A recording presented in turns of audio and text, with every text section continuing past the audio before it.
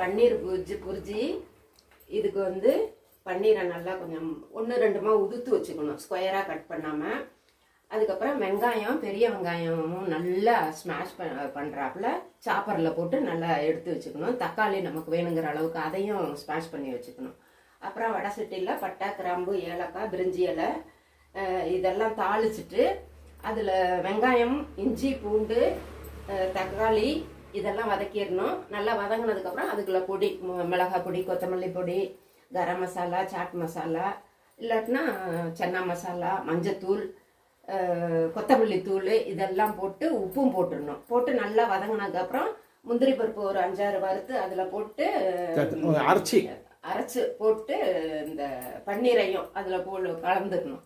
கலந்ததுக்கப்புறம் புதினா, கொத்தமல்லி, வெண்ணெய் இதெல்லாம் கலந்து எடுத்து சாப்பிட. சப்பாத்திக்கு சைட் டிஷ்.